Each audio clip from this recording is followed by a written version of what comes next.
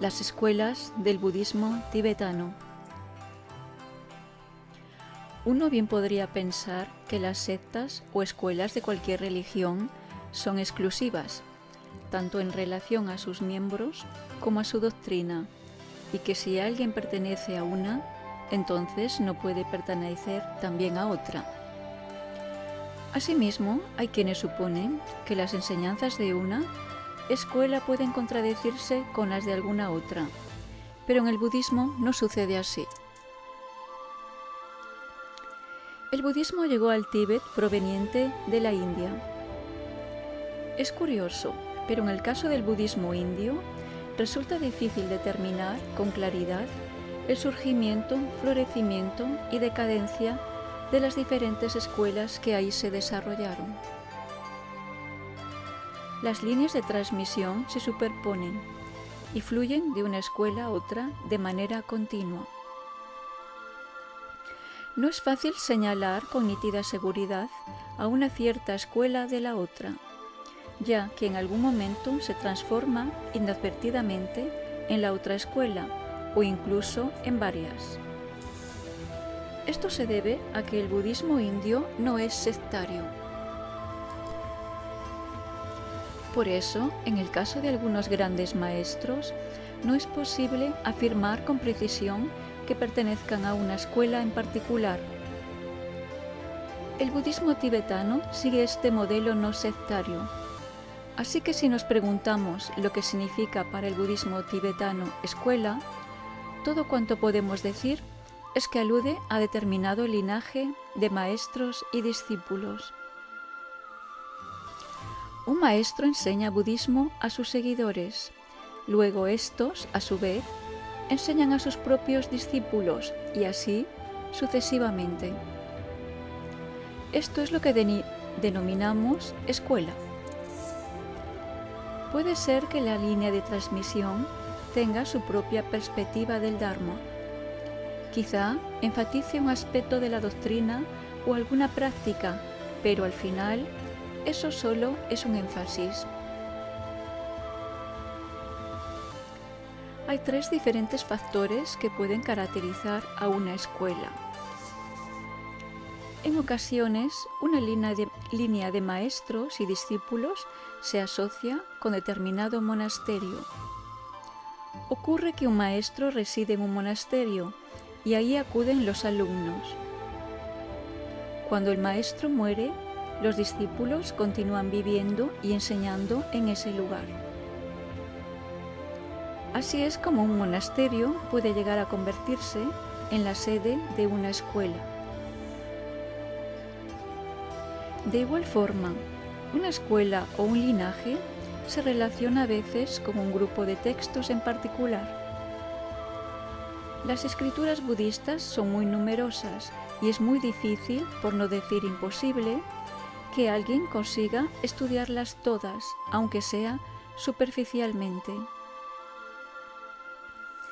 Así, parecería que en la historia del budismo encontramos una especie de división del trabajo, donde cierta línea de maestros y discípulos se concentran en el estudio, la explicación e incluso la propagación de un determinado grupo de textos.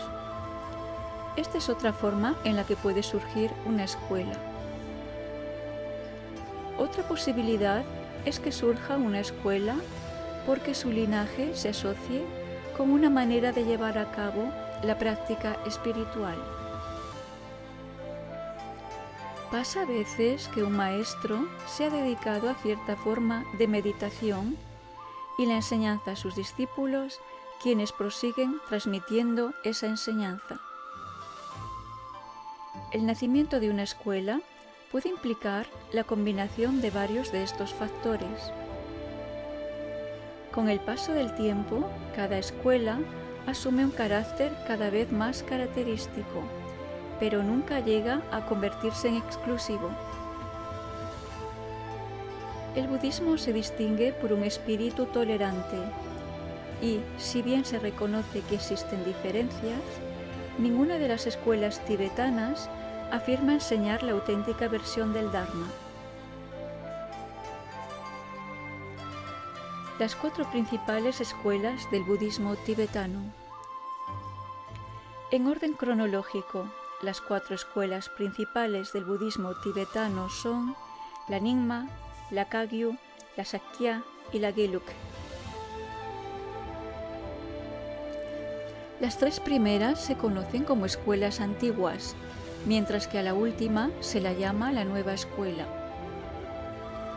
También es común que se diga que las 3 primeras son escuelas no reformadas y que la Gelug, en cambio, es una escuela reformada, aunque algunos budistas tibetanos aseguran que esta distinción no es justa.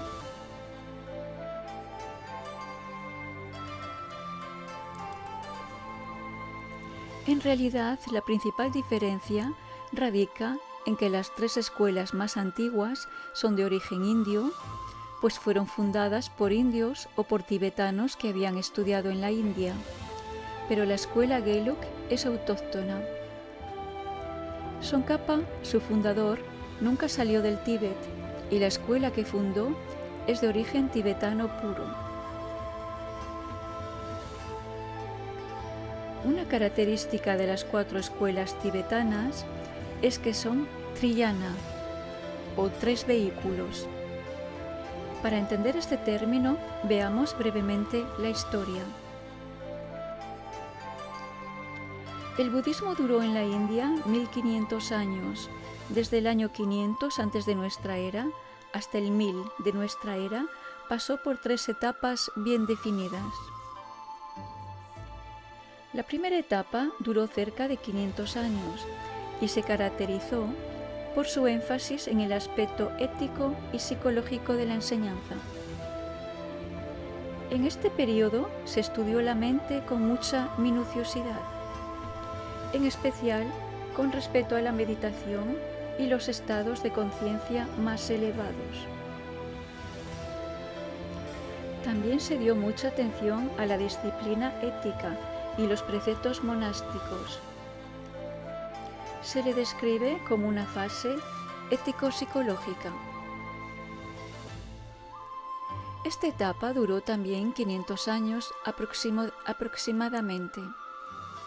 En la segunda etapa, desarrolló un énfasis en 2 elementos adicionales, la metafísica y la devoción. No se rechazaron el aspecto ético ni el psicológico, pero, mientras se seguía la tradición, se exploró con mayor profundidad la naturaleza de la realidad. Además, se le dio más importancia a la devoción. En la tercera etapa, que transcurrió desde el año 500 hasta el 1000 de nuestra era, se continuaron las tradiciones anteriores, pero el énfasis adoptó un nuevo giro. Evolucionaron los rituales, que entrañaban un sentido y un valor arquetípicos, y se acentuó lo que podría describirse como la meditación iniciática. No se trataba ya de una concentración ordinaria meditativa, sino de una meditación avanzada, que requería la guía personal de un gurú, tras una iniciación o transmisión adecuada. En el lenguaje budista tradicional, cada una de estas 3 etapas progresivas se denomina jnana, que significa camino, y también suele traducirse como vehículo, porque se trata de un vehículo para la práctica y el progreso espiritual.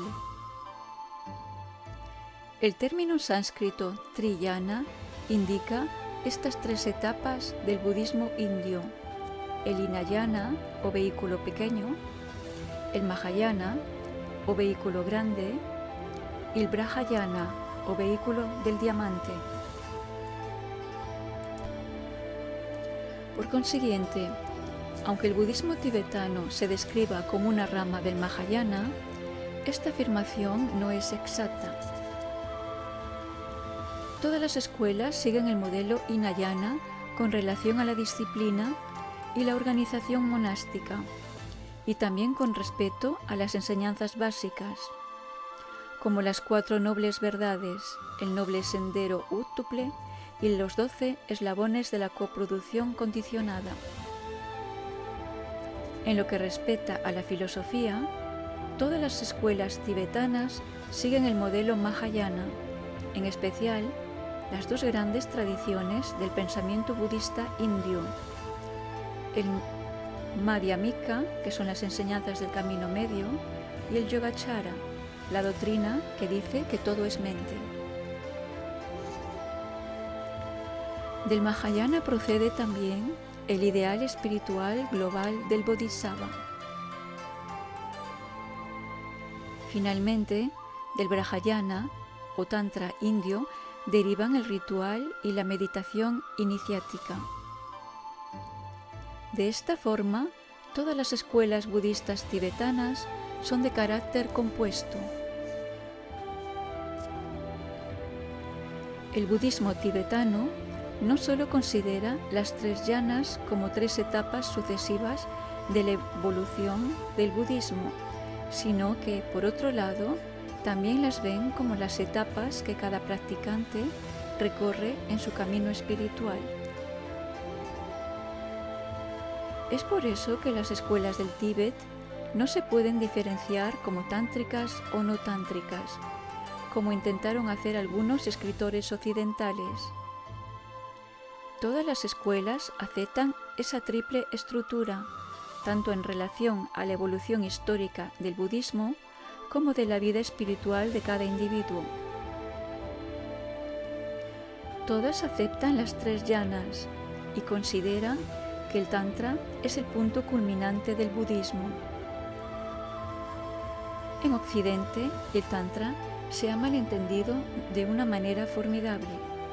Sin embargo, para los budistas tibetanos representa la etapa más elevada en la evolución del practicante.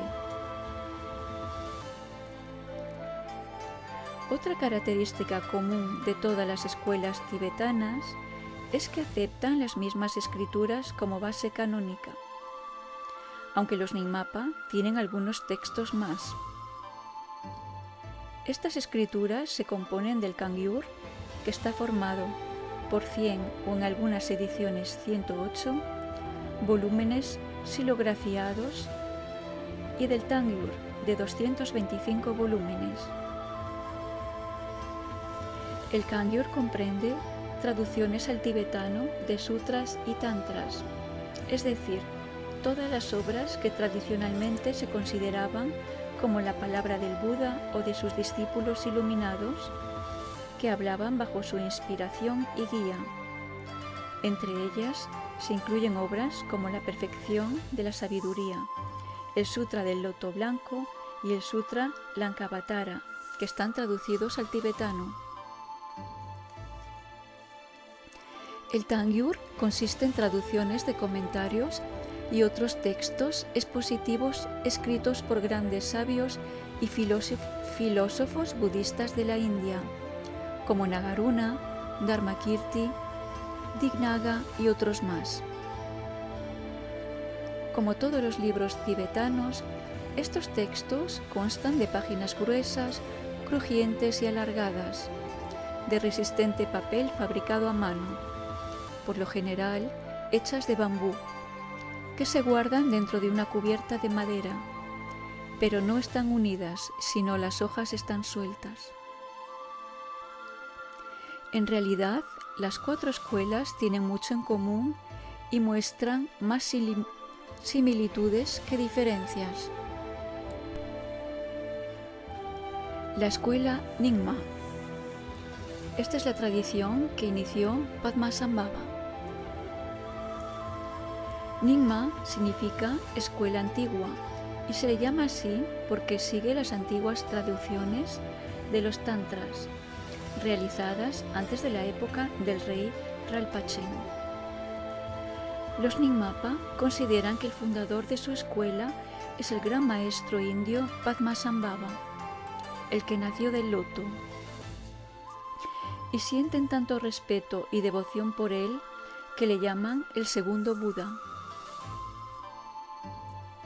De acuerdo con la tradición Nyingmapa, Padmasambhava se manifiesta en 8 regiones diferentes del mundo, adoptando 8 formas principales. Y Sakyamuni, el Buda histórico, ha sido una de ellas. En los templos Nimapa puede observarse este énfasis.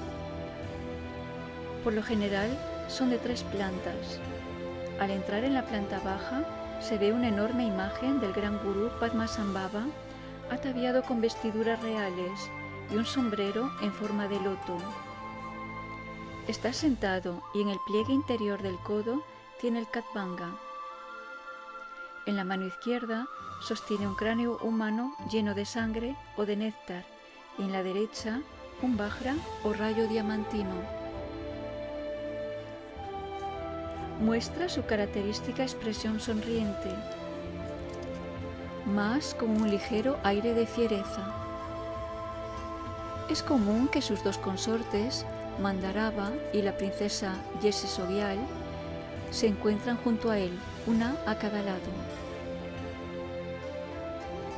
Padmasambhava fue un brillante erudito y dialectólogo. Solía vencer a los brahmanes en los debates. Fue un respetado sabio y maestro, un prolífico autor y un famoso yogi y asceta, que dedicaba la mayor parte del tiempo a meditar. Además, fue un mago. Según la leyenda, podía realizar todo tipo de maravillosas hazañas y algunos relatos afirman que fue también un consumado danzarín. En el Tíbet se le denomina Guru Rinpoche, el gran precioso maestro, en lugar de Padmasambhava, pues se considera una falta de respeto llamarle por su nombre. La tradición Nyingma refleja las múltiples facetas de su legendario fundador y quizás sea la forma más rica del budismo tibetano. Los maestros Nyingmapa aceptan el marco del Triyana, pero una característica que los distingue es que subdividen los 3 yanas en 9. En primer lugar, se halla el Sravaka Kayana, la senda del discípulo. Un Sravaka es alguien que no encuentra la verdad por sí mismo, sino que la escucha de un maestro iluminado y después dirige sus esfuerzos hacia su propia liberación, de modo que lleva a cabo un genuino esfuerzo por liberarse del samsara, pero lo hace en beneficio propio. En segundo lugar está el yana del Pratyeka Buda. Pratyeka Buda es el que va solo, por su cuenta.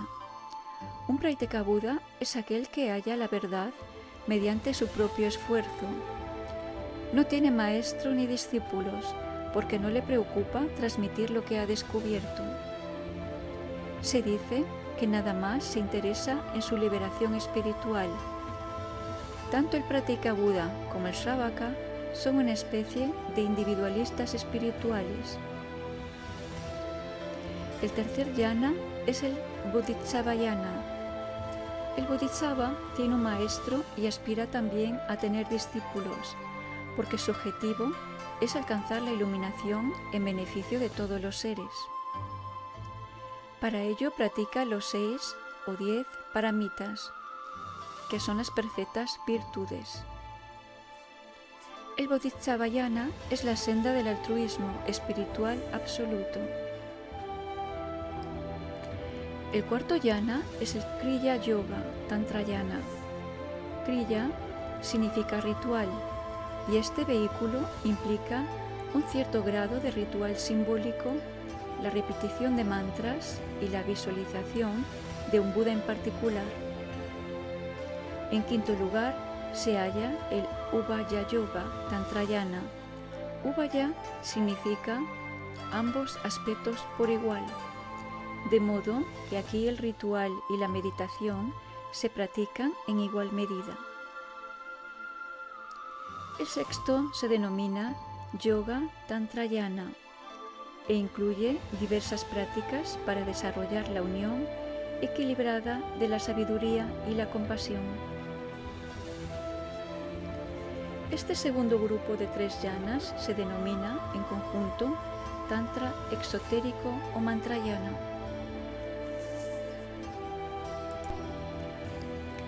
Los últimos 3 yanas de esta subdivisión comprenden el Tantra interno o esotérico.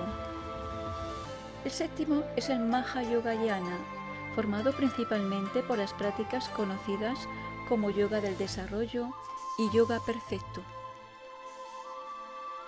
El octavo es el Anuyogayana, que comprende todos los ejercicios de meditación relacionados con el control de la respiración, el sistema nervioso, los centros psíquicos y la energía sexual. Su objetivo es la sublimación de las fuerzas burdas y sutiles del individuo para dirigirlas a la iluminación. El noveno es el Ati-yogayana, la práctica directa y la consecución de la verdad más elevada sin ningún intermediario. Hay diferentes tradiciones que practican el Ati-yogayana, y entre los Nyingmapa, la más destacada es el Dzogchen, la gran perfección.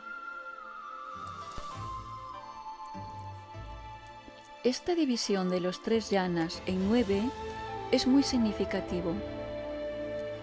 Los 2 primeros se consideran Hinayana, el tercero incluye el Mahayana y los 6 restantes constituyen el Brahayana. Esto refleja el énfasis de la escuela Nyingma que, a pesar de aceptar el Triyana, enfoca su práctica principalmente en el Brahayana o Tantra. En términos generales, cuando recibes una iniciación tántrica en la tradición Nyingma, empiezas recibiendo los 3 refugios y los 5 preceptos. Esto representa tu práctica del Hinayana. A continuación, haces el voto del Bodhisattva, que representa la práctica del Mahayana. Todo esto suele hacerse en unos minutos y el resto de la iniciación se vincula con el Brahayana. Los Nyingmapa aceptan las mismas escrituras que otras escuelas, el Kanyur y el Tangyur, pero también tienen una colección llamada los Tantras Nyingma, que se compone de unos 300 textos que las otras escuelas no consideran canónicos, porque no fueron proferidos por el Buda.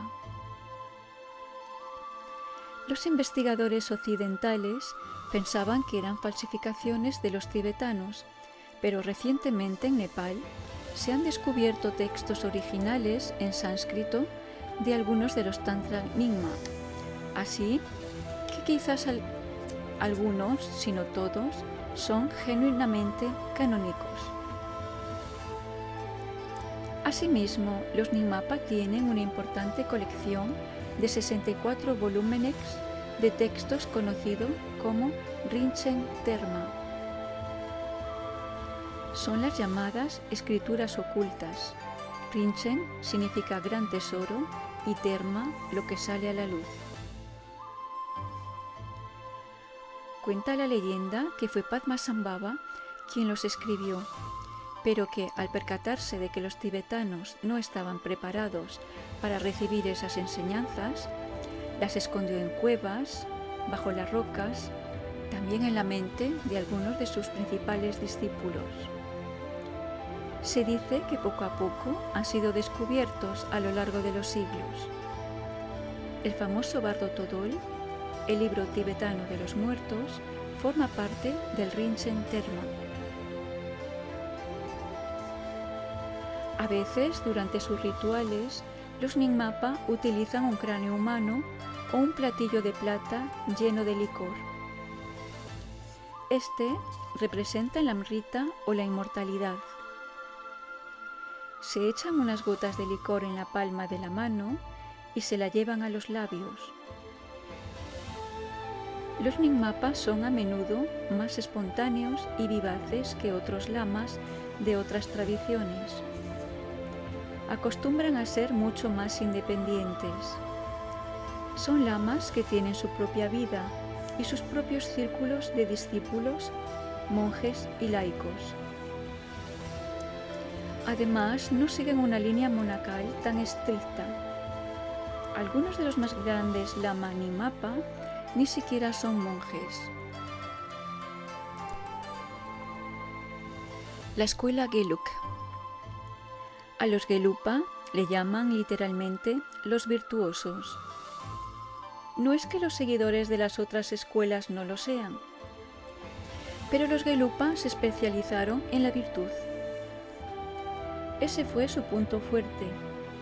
La escuela Gelug fue fundada por Tsongkhapa en el siglo XIV y a esta pertenecen los Dalai Lama.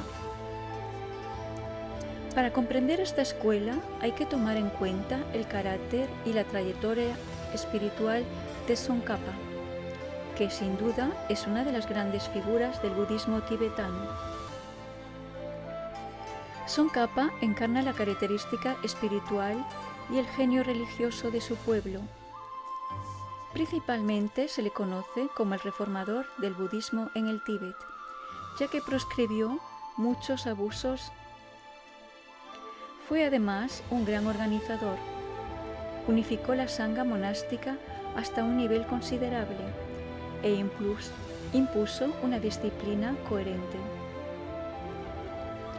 Se considera que es uno de los santos eruditos más destacados.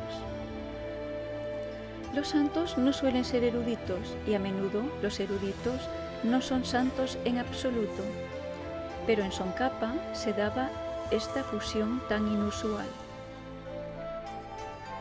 Era un estudioso que al mismo tiempo llevaba una vida de santidad, combinando ambos aspectos casi a la perfección. Tsongkhapa nació en el año 1357 en una familia muy humilde, en una localidad llamada Tsongkha, que significa Valle de la Cebolla, en la provincia de Amdo, al noreste del Tíbet.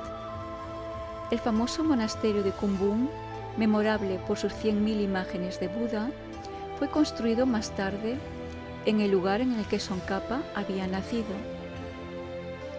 Su epíteto, el hombre del Valle de la Cebolla, refleja la convicción tibetana de que es una falta de respeto llamar a una persona respetable por su nombre. Por eso acuñan una especie de título.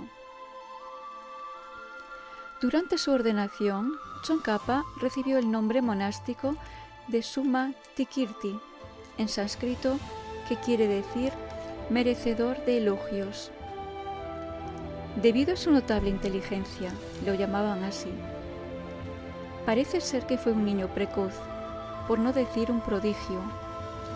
Su educación religiosa empezó cuando tenía 3 años, edad en la que recibió varias iniciaciones y empezó a practicar la meditación. A los 7 años se convirtió en un Shara Manera, un monje novicio. Según el Vinaya, el libro de la disciplina monástica, uno puede recibir la ordenación si tiene la edad suficiente para ganarse la vida ahuyentando los cuervos de las cosechas. Una ocupación muy importante en un país agrícola. Y en Oriente, esto por lo general sucede a los 7 años. Cuando cumplió los 16, lo enviaron a estudiar a diferentes monasterios del Tíbet central. Durante mucho tiempo anduvo de un maestro a otro, aprendiendo de manera sistemática cuanto abarcaban los estudios budistas. Estudió las voluminosas escrituras tibetanas y también las traducciones de las obras escritas por grandes sabios y filósofos budistas de la India, todavía más voluminosas. En particular, estudió lógica, matemáticas y la tradición ayurvédica indo-tibetana de ciencias médicas. Como es natural, aparte de todo esto, estudió y practicó las enseñanzas de los 3 yanas budistas. Es evidente que para llevar a cabo su propia labor de enseñanza, Tsongkhapa pudo inspirarse en una abundante fuente. Se sumergió en todas las tradiciones existentes. Tomó lo mejor de ellas y las codificó y sistematizó de tal forma que todavía hoy se valora su importante contribución, que impulsó el estudio del budismo tibetano. A los 25 años recibió su ordenación completa como monje budista. Esta ordenación superior, por lo regular, la reciben los monjes a los 20 años, pero como Tsongkhapa estaba ocupado en sus estudios, hubo de posponerla.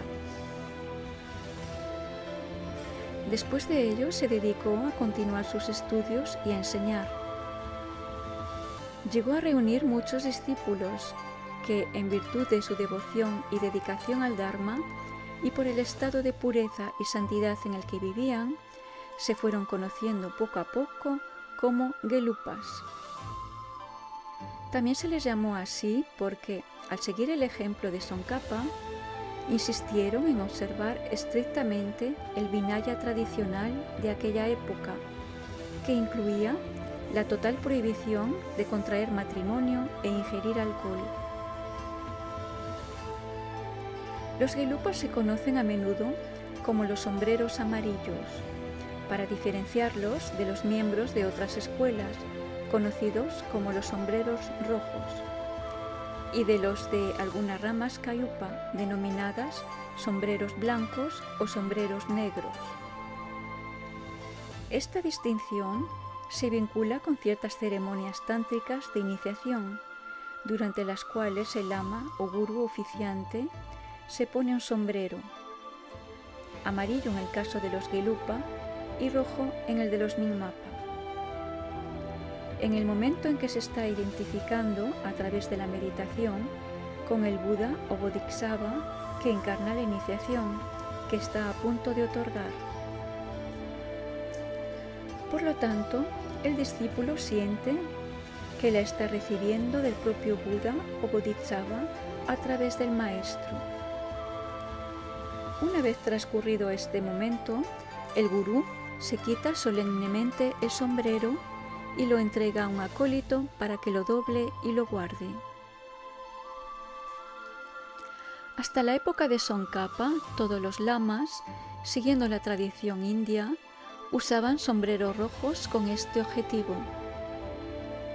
Tsongkhapa quiso hacer una clara distinción entre sus seguidores y los de otras escuelas, de modo que cambió el color rojo por el amarillo en el sombrero. Durante la vida de Tsongkhapa, sus discípulos fundaron en Lhasa, la capital del Tíbet, o en sus alrededores, 3 grandes monasterios: Ganden, Sera y Drepung. Todavía existen, aunque los invasores chinos los han dañado seriamente. Antes de la ocupación china, los monasterios de Ganden y Sera albergaban cada uno cerca de 5.000 monjes. El de Drepung era aún mucho mayor, con cerca de 7.000 monjes. Eran casi como ciudades monásticas. Tsongkhapa fue un prolífico autor.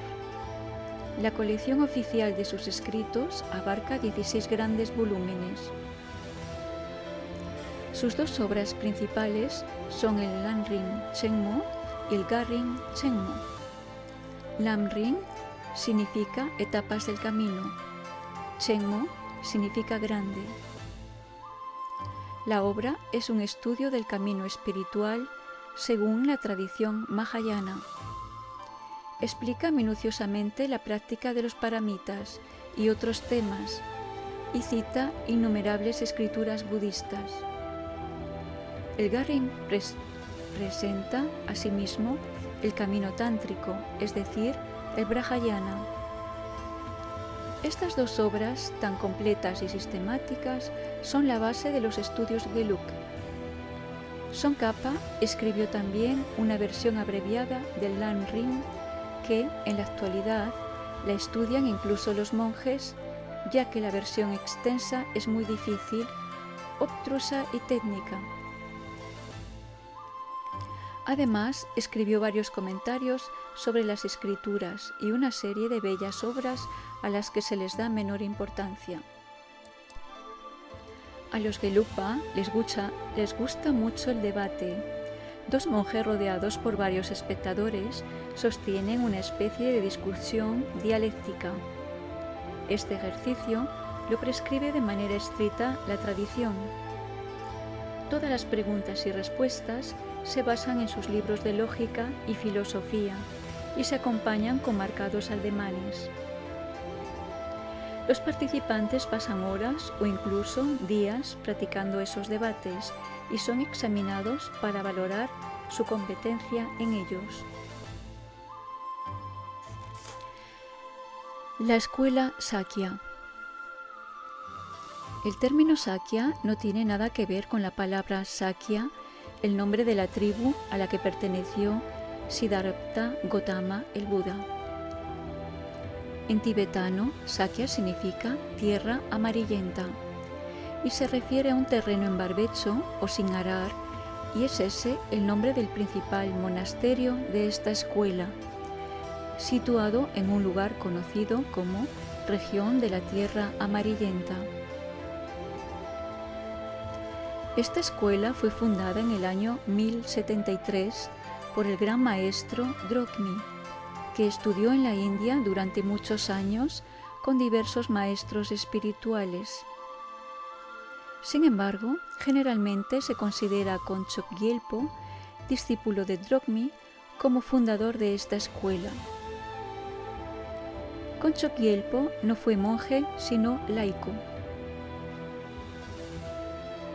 Aunque en un inicio las cabezas de la escuela Sakya estaban casados, después adquirieron la costumbre de vivir como monjes y por lo regular les sucede en el puesto un sobrino que también es monje, de modo que cuando la cabeza de la escuela Sakya muere, ocupa su cargo el hijo de su hermano o hermana, y a su muerte le sucede su propio sobrino, nieto de su predecesor.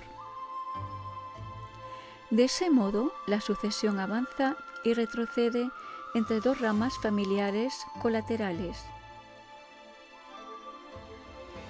Los Sakyapas se distinguen en especial por su erudición. Su representante más destacado y quizás el mayor erudito tibetano fue el famoso Button, que vivió en el siglo XIV.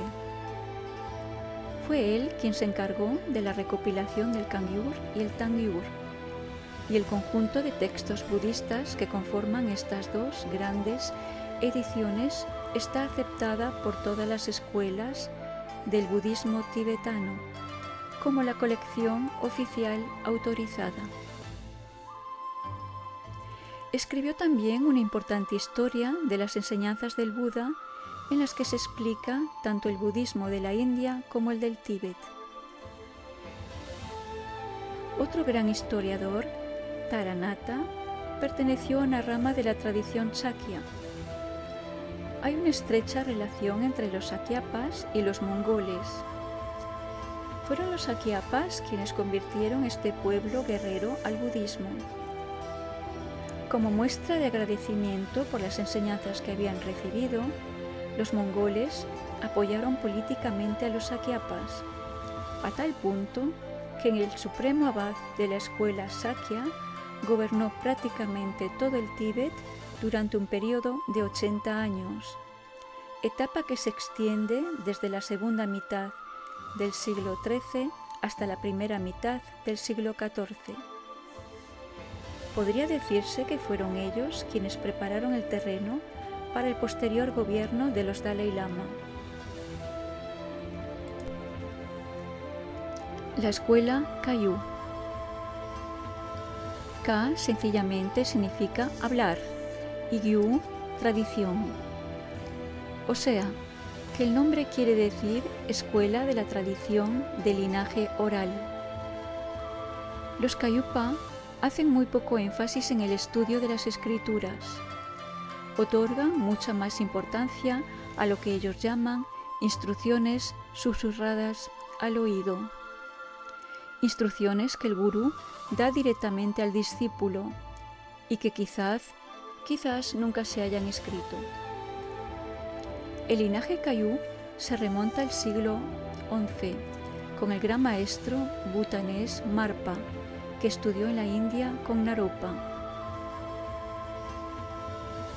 La figura más famosa de esta escuela es Milarepa, discípulo de Marpa. Su nombre significa Mila, el que lleva ropa de algodón, y es, sin duda, uno de los personajes más vitales e interesantes en la historia del budismo. Al parecer, cuando era pequeño, su padre murió y sus tíos le robaron su herencia a él y a su madre viuda, dejándolos en la miseria. La madre de Milarepa quiso vengarse y animó a su hijo a estudiar magia negra. Milarepa estudió y practicó la brujería durante años y finalmente descargó una terrible venganza contra sus parientes. Pero después sintió remordimiento porque muchas personas habían perdido la vida a causa de sus prácticas.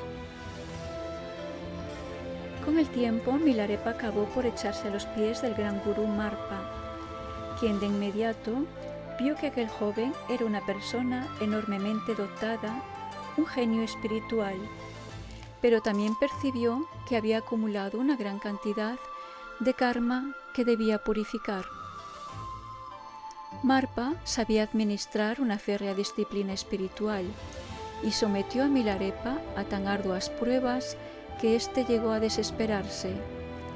Incluso deseó suicidarse, pero la esposa de Marpa le animó a seguir, al parecer sin que su marido lo supiera, y finalmente, después de muchas luchas, recibió la iniciación y fue enviado a meditar en la soledad de las altas montañas. Si observamos la vida de Milarepa a partir de aquel momento, notaremos que su característica más sobresaliente fue la de su absoluta entrega y devoción. Nunca hizo las cosas a medias, nunca hizo concesiones, jamás cedió un ápice. Por ejemplo, a un monje le está permitido poseer una serie de cosas, pero Milarepa nunca tuvo nada. No llevaba ropa, solo una pieza de algodón. En cierta ocasión tuvo un cuenco de barro en el que solía hervir las ortigas que recogía para comer, pero un día se rompió y entonces dejó de tener nada. Otra historia narra que una fría noche de invierno Milarepa dormía en su cueva. No tenía ropa ni nada con que cubrirse. No tenía fuego ni comida. En medio de la noche se despertó al oír pasos de alguien acercándose y comprendió que era un ladrón. A Milarepa le hizo gracia la situación y gritó: «No sé cómo podrás encontrar algo de noche cuando yo no he podido encontrar nada de día». Los tibetanos, incluso por lo visto los ladrones, tienen un gran sentido del humor, así que éste se echó a reír y se fue. Tradicionalmente se dice que Milarepa ha sido el yogi más importante del Tíbet. No había práctica espiritual, forma de meditación ni logro que no dominara.